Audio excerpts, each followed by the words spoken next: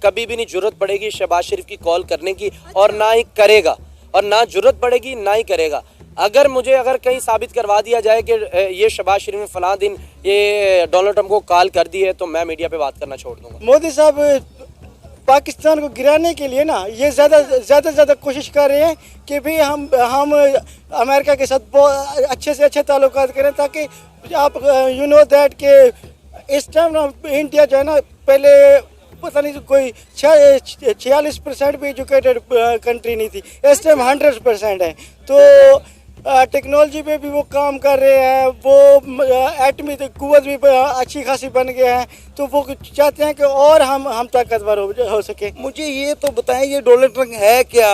ना ये मर्द है ना ये औरत है, ये कोई भी बात करते हैं ऐसे ऐसे घूम के, पता ही नहीं चलता ये क्या है।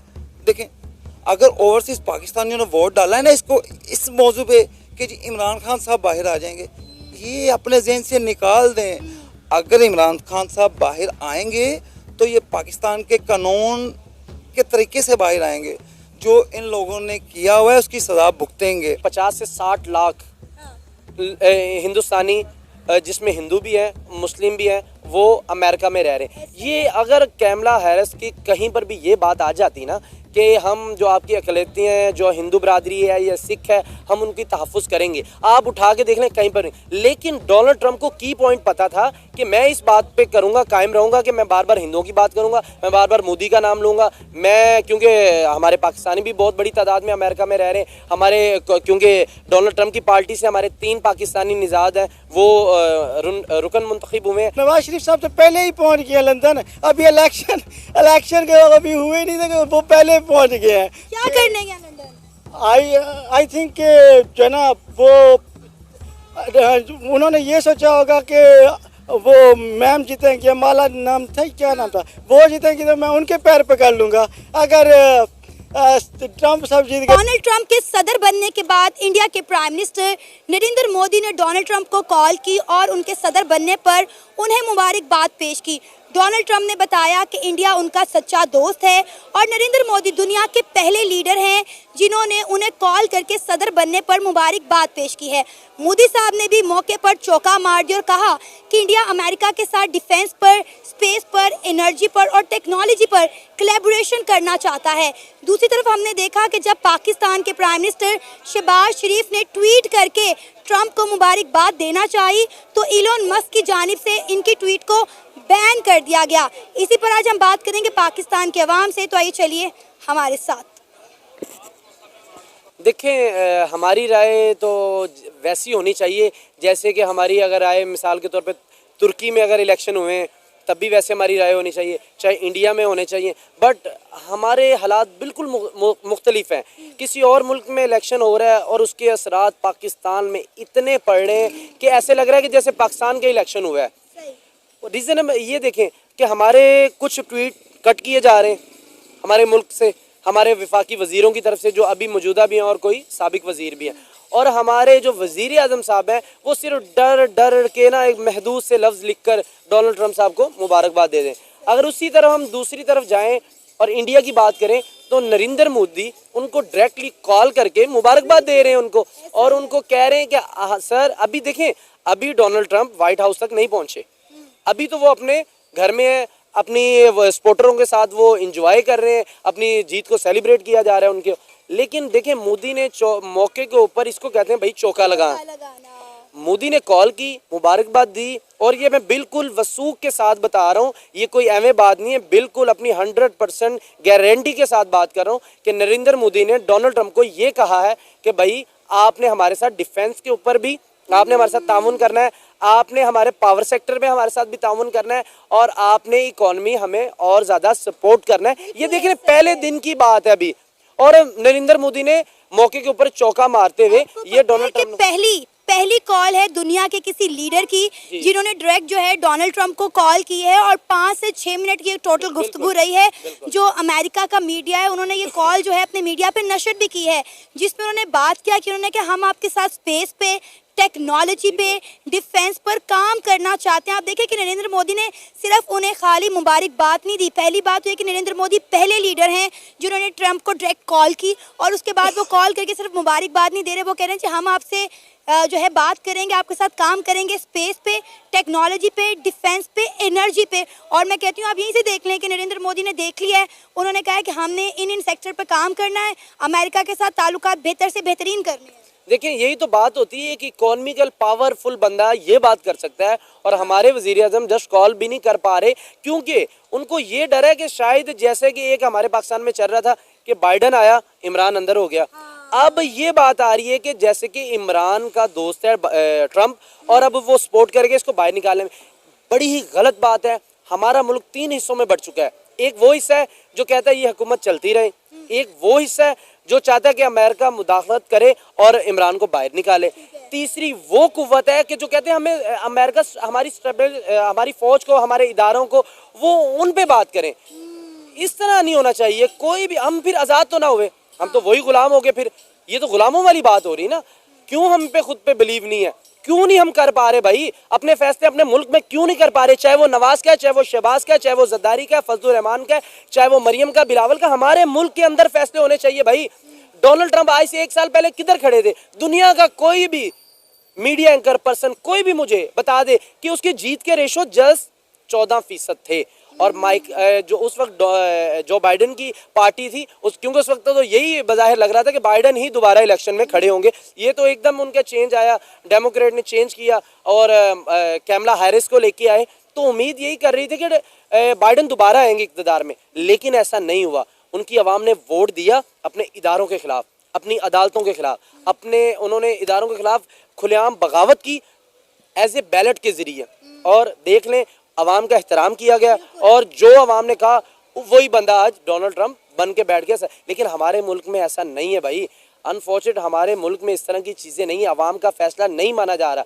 इंडिया में अवाम का फैसला माना जा रहा है, तरक्की कर रहा है। तुर्की में अवाम का फैसला माना जा रहा है, तरक्की कर रहा है। मलेशिया में अवाम का फैसला मानी जा रहा है। देखिए मलेशिया, मातीर मोहम्मद कहाँ से कहाँ मलेशिया को उठा के भाई लेके चला गया।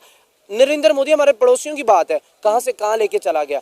हमारे बांग्लादेश हमारे पड़ोसी हैं, कहाँ से कहाँ लेके चला गया। आज से 6 महीने पहले वो हमसे बेहतर थे। और इंडिया के देख लें, इंडिया के तो मैं कहता हूँ अडानी और अंबानी का मुकाबला नहीं हमारी जीडीपी कर सकती। बात यहाँ पे ये सवाल यहाँ पे ये खड़ा होता है कि शहबाज शरीफ कब कॉल करेंगे डोनाल्ड ट्रंप को, करेंगे या नहीं करेंगे? मैं 100% नहीं, मैं 200% पेशगोई कर रहा हूँ।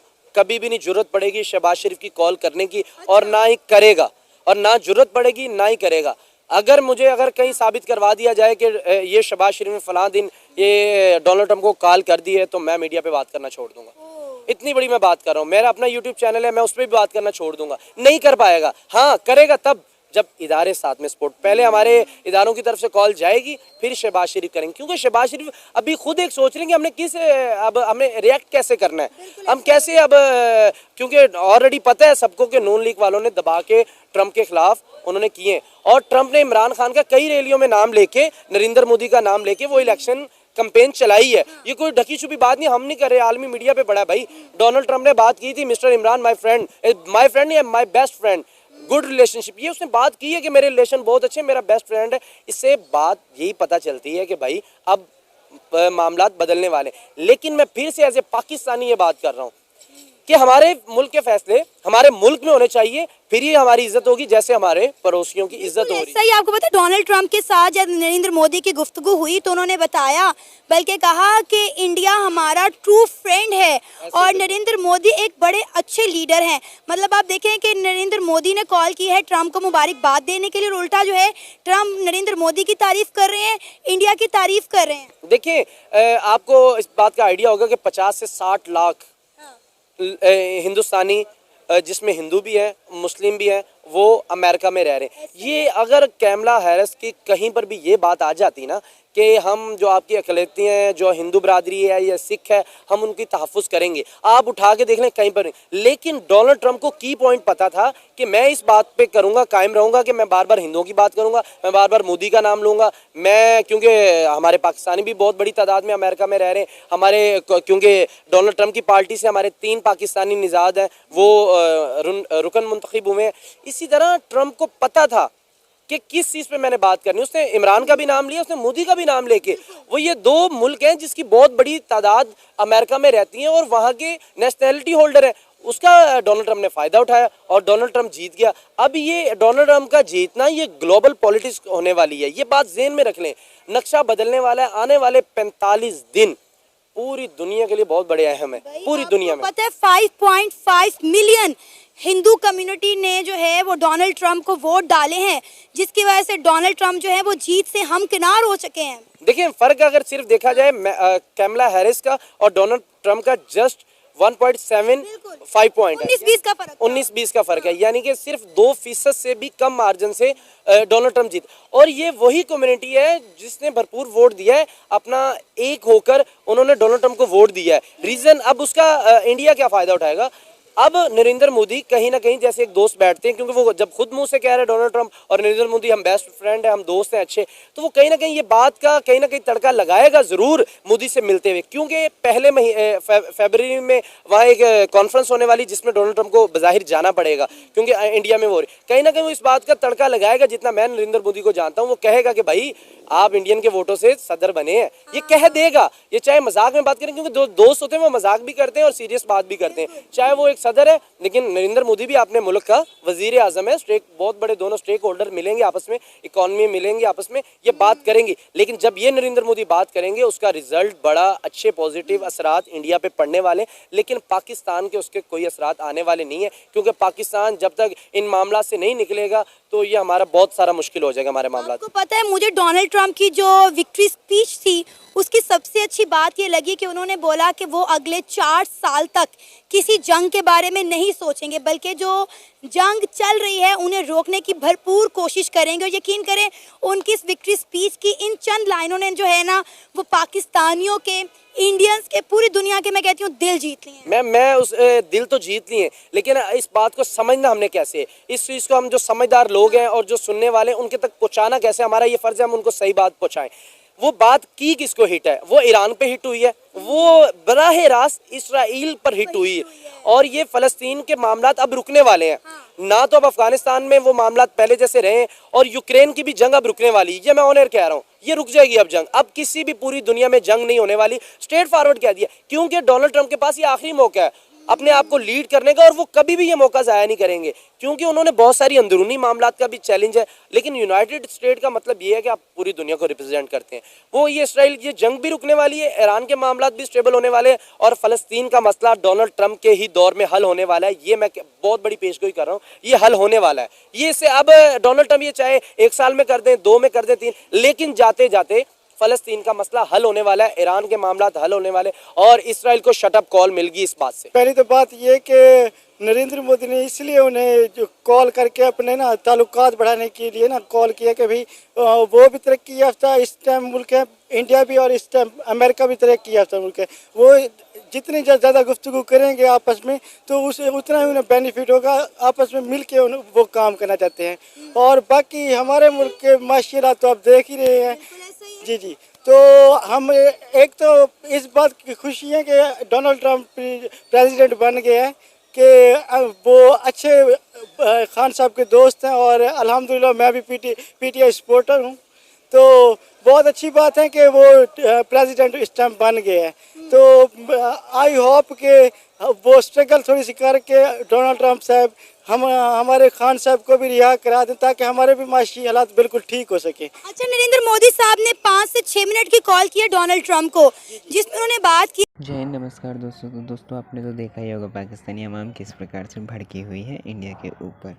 तो दोस्तों आज मैं आपको एक ऐसा सीक्रेट बताने वाला हूँ जो इंडिया की और अमेरिका की CIA, ACB, FCI, FBI किसी को भी नहीं पता, लेकिन आपको सिर्फ मैं लेकर आया हूँ दोस्तों। आज मैं सब कुछ साल पहले 7वें आसमान के ऊपर एक बिल्डिंग चल रही थी, और बिल्डिंग का सिर्फ एक ही रूम था कि इस बिल्डिंग में जो भी सबसे कम प्राइस लगाएगा वो ये बिल्डिंग जीत जाएगा। और दोस्तों ये बिडिंग थी कि अगर जो भी जीतेगा ना उसको पूरी दुनिया मिलकर बेइज्जत करेगी।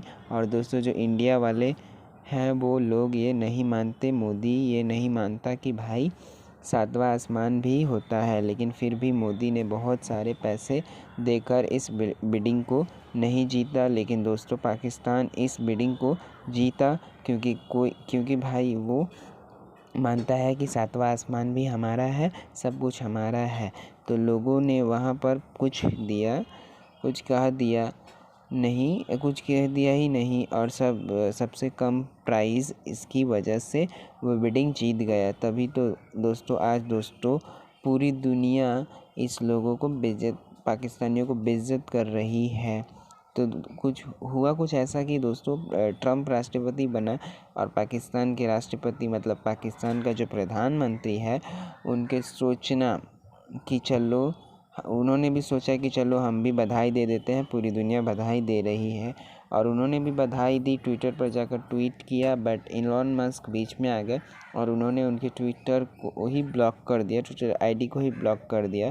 तो इस प्रकार से पाकिस्तान के जो प्रधानमंत्री हैं उनका बहुत ही घंघोर जो भी आप कह सकते हैं कि वो बहुत बड़ी बेइज्जती की गई है। तो मिलते हैं अगले वीडियो में। अगर वीडियो अच्छी लगी तो प्लीज़ लाइक शेयर सब्सक्राइब करना ना भूलें। जय हिंद।